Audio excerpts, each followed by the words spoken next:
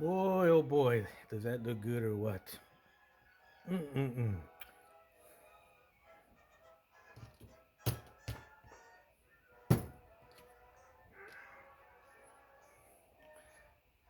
Lemons from my little lemon tree out there. If you saw my video earlier about my orange tree, you'll know what I'm talking about. Just God's little surprises that He gives us. So, um,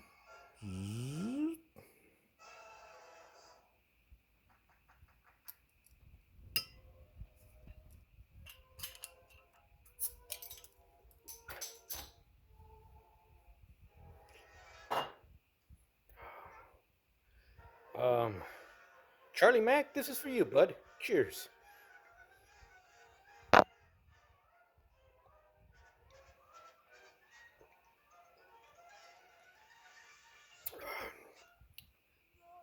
Ah, that hit the spot.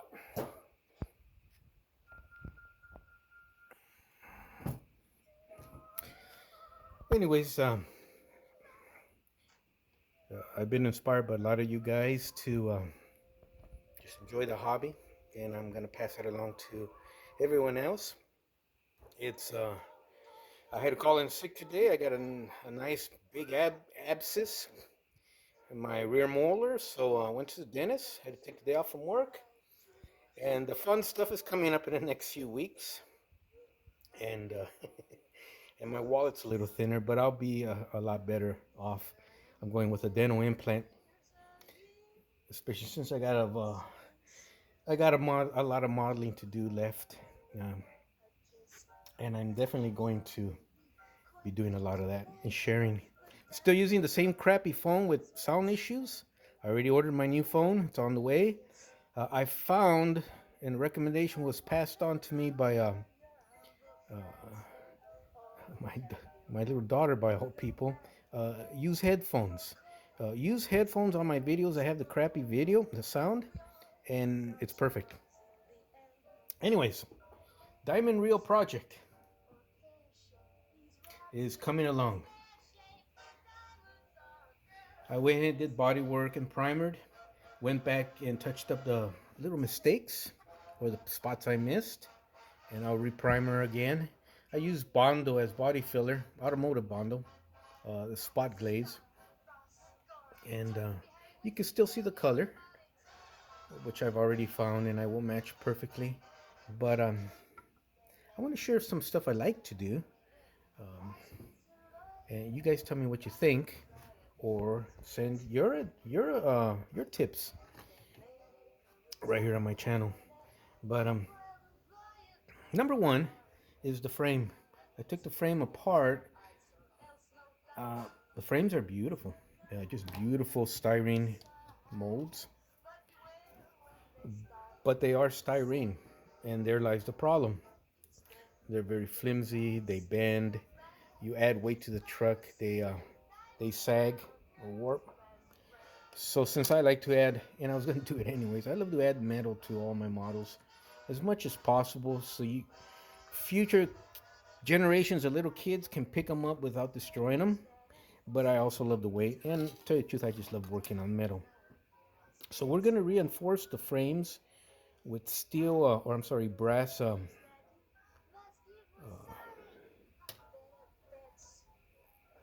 inserted inside the frame, and I'll show you pretty much what you're going to do. I cut the brass, 30 seconds thick brass, and they'll be inserted right in there. It'll be a press fit. You, it'll be glued on, and they'll be just like this. Okay, that's got a good amount of weight to it. But look, you're not gonna bend that sucker for nothing. Okay, you can put as much weight you want on that sucker, it ain't gonna bend. The axles will break before that breaks. But I love the weight and the heft. Nice down low where it should be. Be for a very, very impressive model when I'm done, because I think she deserves it. Also, we'll have to do little mods to the these cross members, and that's fine. Piece of cake. And another thing I was admiring and then kind of said, wait a minute, this is actually kind of flimsy. And that's your points for the hood to flip over, to tilt up. Um, that's it. My oh my my. So we're gonna do, in addition to these straps, is we're gonna solder a bigger piece come out here, replicating this shape, and it'll get glued to the back of this. So you're not gonna lose that detail there, but in back it's gonna be reinforced with this.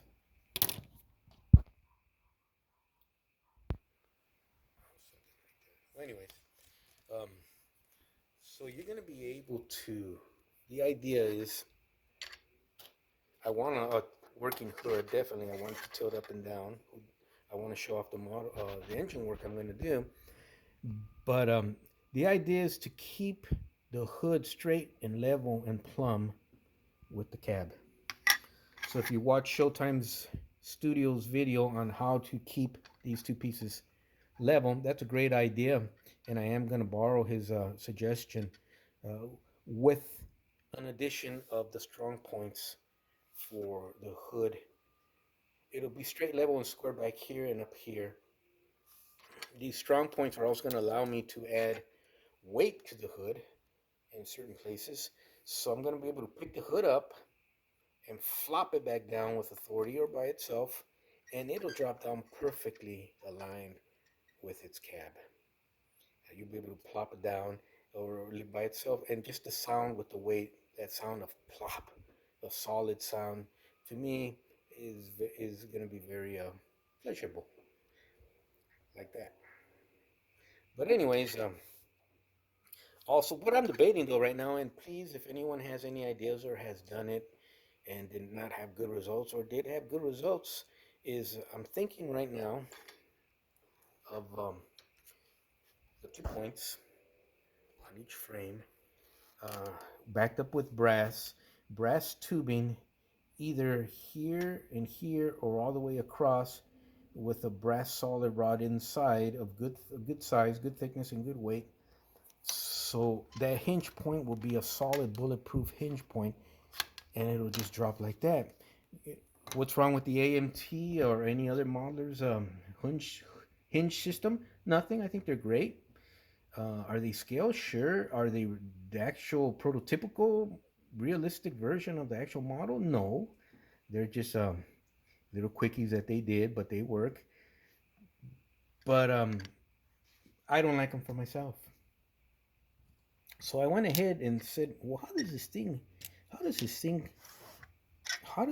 it make connections? Remember, I'm doing this Diamond Rio Rescue project with absolutely no instructions. I'm kind of borrowing instructions from other AMT models I have, but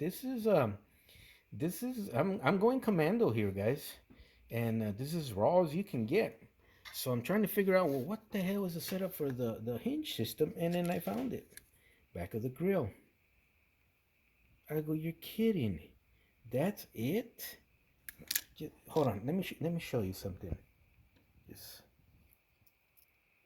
that you want me to base my whole hood system, weight and plopping it down and blah blah blah, and kids of future generations picking it up and stuff, just on this little flimsy ass.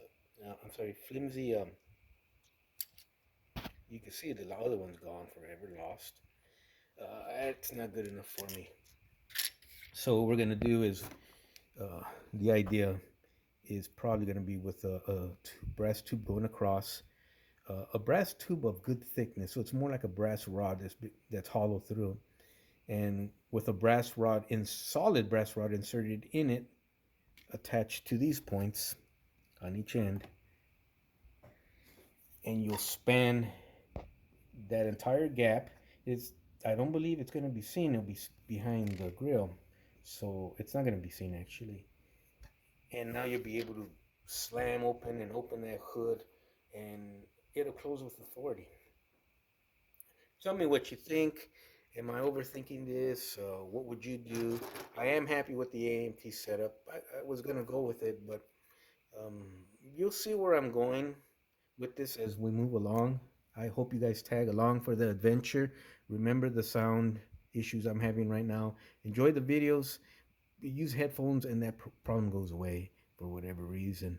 Um, a lot of little things we're gonna work on. There'll be a lot of brass in this. Hold on a second, guys. This is killing me.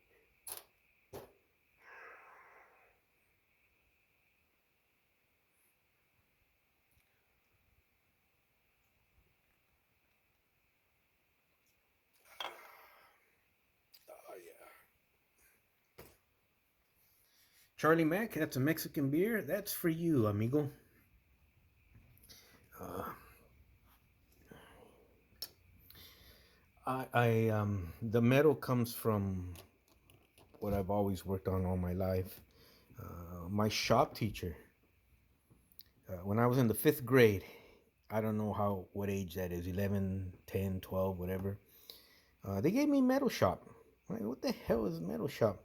Well, I was telling my mom the story this week, and I go, Mr. Jones, my shop teacher, uh, I, well, I've always loved submarines. I was going to join the nuclear navy, and I wanted to be in a submarine. I still do to this day. Just marvelous technical machines, most deadliest machines on the planet. Uh, fear submarines of all nations. That is some deadly, deadly stuff. But Mr. Jones, my shop teacher, was a submariner in the Navy once upon a time. So he took a shine to me and vice versa, and he told me, I'm going to show you everything. Welding. This is at fifth grade. I don't know how the liability issues is now, if they even offer that stuff in fifth grade. We had welding, soldering, spot welding. We had casting, sand casting, pouring hot molten aluminum into castings, sheet metal, anything you can think of, square tubing, strap iron, everything we worked on. But he taught me by myself in addition, and he knew where he wanted me to go, and I wanted to go in that direction. So to this day, at age 53, I'm a metal. I mean, I've got my little shop here all set up. Once I clean it up, I'm gonna give you guys a little shop tour. But it's my pride and joy. Tell you what, man, the girlfriends have come and gone. uh, but my trucks, my guitar, my family, my mom, my dad's gone already. But and what Mr. Jones taught me uh, have stayed with me forever and brought me a lot of joy and pleasure. Well, after about a year, they switched you over to wood shop, and I was really bummed out that I wasn't going to be Mr. Jones's student anymore. Remember, fifth grade, 1978, we're talking about. Star Wars had come out, and King Tut was roaming the country in his exhibit, touring exhibit. Yeah, King Tut. Star Wars, Saturday Night Fever, disco was the rage. I mean, I lived through all that. I remember that stuff, and it was awesome. But anyways, I was disappointed going to wood shop. No longer going to be with my best teacher.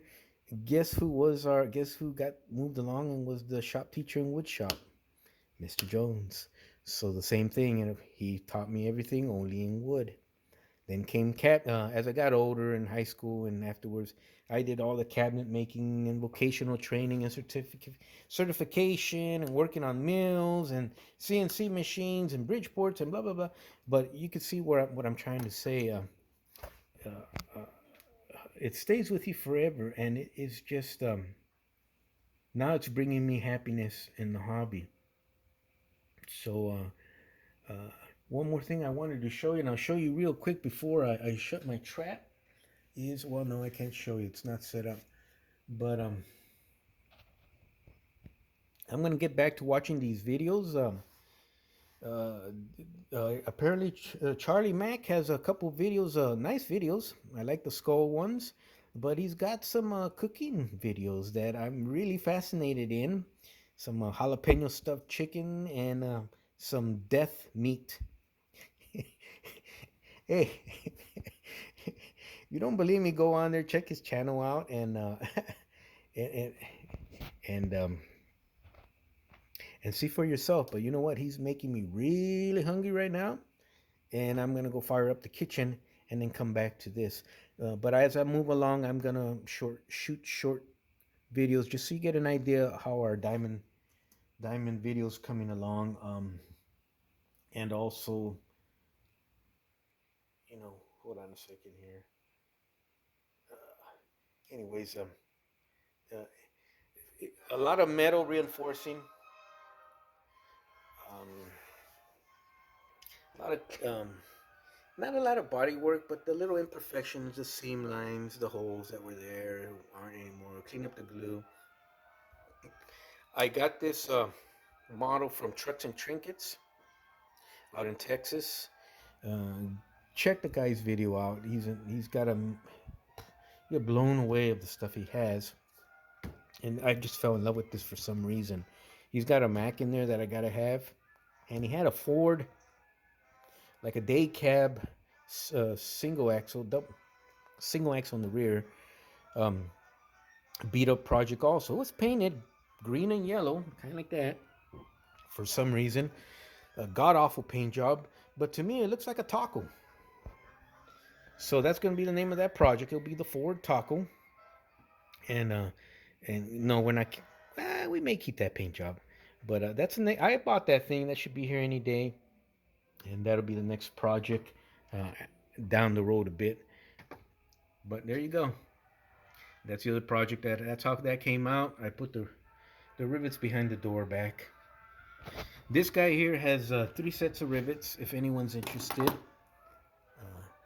I replicated the stock AMT rivets on top as well on the back.